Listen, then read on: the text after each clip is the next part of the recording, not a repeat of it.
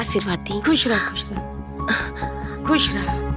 अम्मा जी रउआ से कुछ जरूरी बात करे के चाहता नहीं। हाँ, जरूरी बात। ठीक बा, आवा। चला बैठा।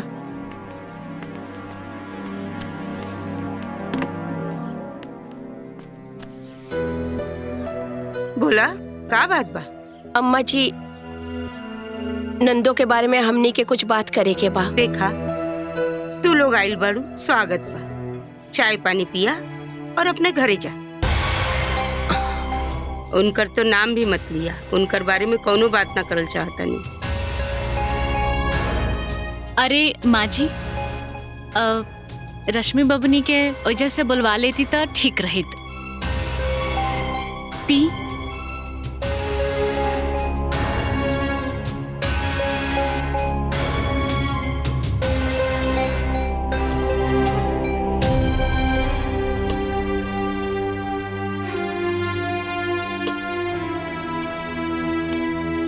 देखी माँ जी, अब कोनो भी लड़की अपन घर परिवार छोड़ के ससुराल जाली तो ससुराल के माहौल में ढले में थोड़ा सा समय तो लगबे करेला ना। धीरे धीरे सब सही हो जाए। रश्मि बबनी सब सीख गईली है। अब रउआ ऐसन करी, वहाँ के बुलवा ली। ना, बिल्कुल ना। उनकर एजा कोनो जरूरत नहीं। और हाँ, तू दोनों जाके अपन सास ससुर से भी कह दिया, वो अपन देखे, हम अपन देख ले। अरे अम्मा जी रउआ ऐसा मत बोली। शादी ब्याह कोनो गुड्डा गुड़िया का खेल ना होखेला ना कि जब चाहे छोड़ दी। चाहे जोन होके, अब वो घर में ना आई मतलब ना आई। हम अपन बेटा के दोसर ब्याह करा दे।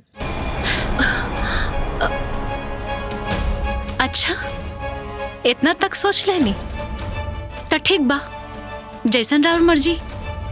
बाकी हम चाहत रानी है कि सोच समझ लेती तो ठीक रहित।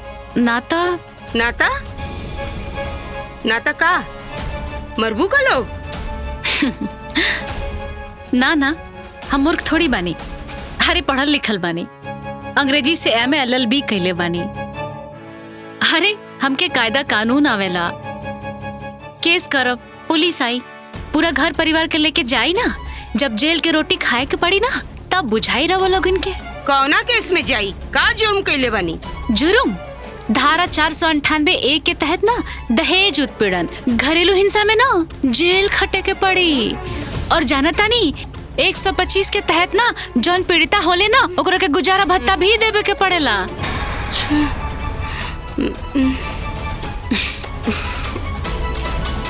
अम्मा जी ये सब बात के बाद है। अच्छा रउआ एक बार ठंडा दिमाग से सोची, केहू के बेटी के साथ ऐसा कल ठीक बा का? रउआ के भी तो एगो बेटी भी है।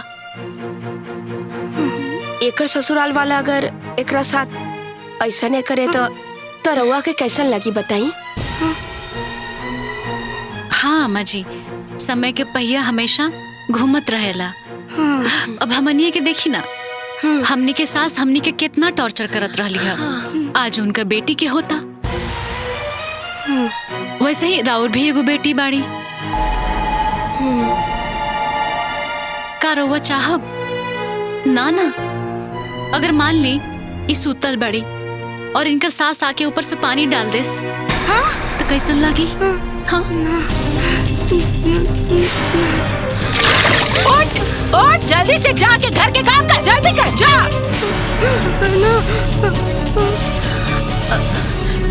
खाना में अगर कबो नमक ऊपर नीचे हो जाए और एकरा के बहुत मार पड़ल, फिर रउआ सोची।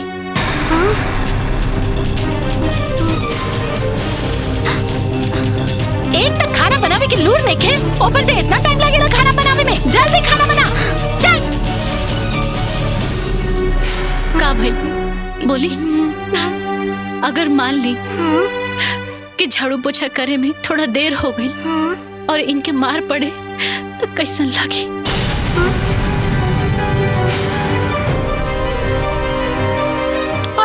बाप रे बाप, ऐसे पोछा लगावल जाला? बढ़िया से पोछा लगाओ, पूरा ठीक से चमकाओ। जा।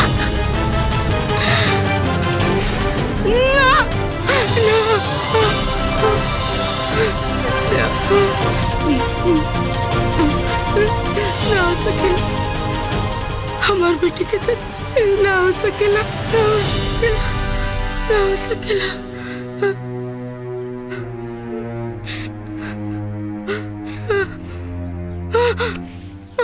हमेशा ना ना ना ऐसा ना होगी। आवा छुटको, चलल जाओ।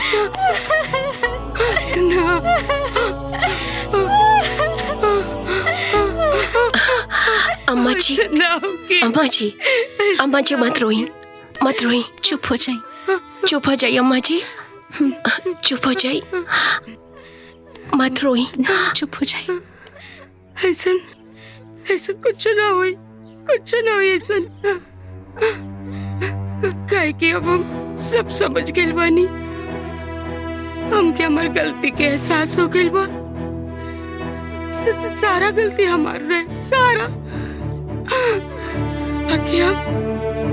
बाकी अब रश्मि के लिए भी खुद आई, खुद हम आई। भगवान तो जैसन पतो हर घर में दे, हर घर में। हम रश्मि के लाके हम ओकरा के सिखाए, सब कुछ अपने हिसाब से सिखा पढ़ा ले। वैसे भी तू दोनों जैसन भाभी जौना घर में हुई, ओके तो सब खुद ही सिखा देले होकबो। जी अम्मा जी, रवा चिंता मत करी, हमने के सब सिखा देले बानी जा। और सुनी, ये बात रवा केहू के मत बताई कि हमने के एजा आयल रही है जा। ठीक बा? चलो। अच्छा चलेगा।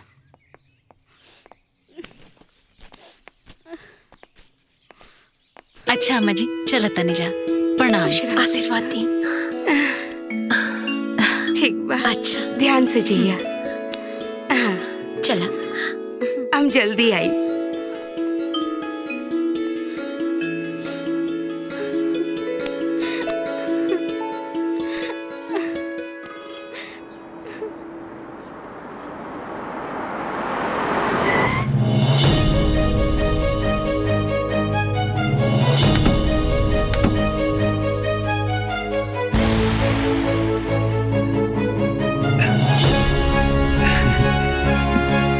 अरे समझे जी, प्रणाम। प्रणाम। ए रमेश, चौकी बिछा, चौकी बिछा। जरूरत नहीं के पानी नहीं पी के आई बानी। हाँ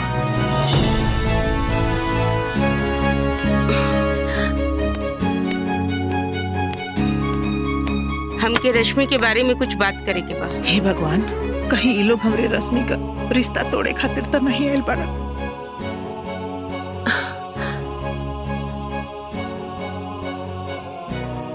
देखी, ये मन कुल गलती हमार बा। अरे हम ही अपने बिटिया का कुछ गुर सहूर ना सिखा पाऊनी। जवन सजा देवे के बाना, अरे वो हमरा के दे, हमरे रश्मि के माफ कर दे, हमरे वहाँ के गोड़े पर ना ना बहन, रोई मत। आपके कोनो गलती नहीं, ना रश्मि की कोनो गलती बा, सब गलती हमार बा, हमार बा।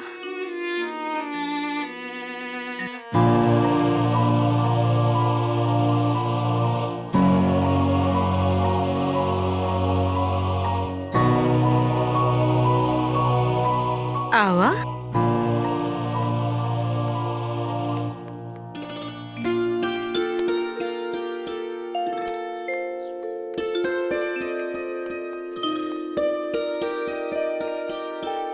समधन जी, रउआ बहुत भाग्यशाली बानी। रउआ पास ऐसन बहू बाड़ी, एगो लक्ष्मी, एगो सरस्वती। राउर पतोलग एकदम हीरा है। ये दोनों अगर हमारा आँख न खुले रहत तो आज ही नौबत ना आयत। हम तो अपने हाथे से अपन घर बर्बाद करते ले रहनी। बाकी ये दोनों हमारा आँख खोल देलस। जाना तनी रहुआ, एगो हमरो बेटी बिया। अगर ओकरे साथ ऐसन होत तो, अगर उ दिन ई दोनों हमरे घरे ना आयल रहत ना, तो हम तो अपना बेटी के कुछो ना देख पाती। हमके ई दोनों एहसास दिलेलस कि एगो सास के फर्ज का होला। अगर एगो सास अपन बहू के तकलीफ देले तो ये भुला जाले कि वो एगो बेटी के माई बिया, और बहू के तकलीफ देवे से ओकरे माई के भी तकलीफ होला। रउआ भी तो एगो सास बानी, अपन बहू के देखी।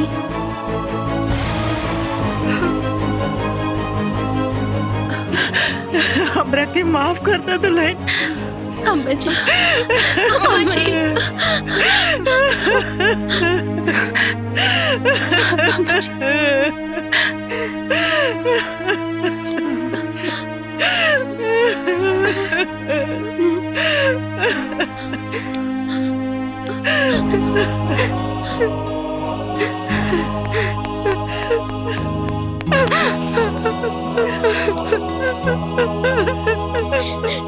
माजी हमरा के माफ कर दी। माजी हमरा के माफ कर दी। हमरा के माफ कर दी माजी, हमरा के माफ कर दी। ना तो हर जगह पैर में ना, दिल में बा।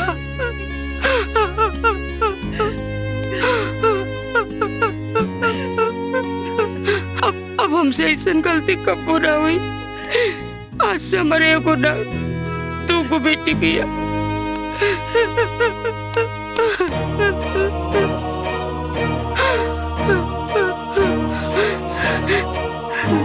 ना ना, हम बेटी के प्यार में इतना पागल हो गई नहीं, पानी के प्यार के समझी ना पाऊनी रे।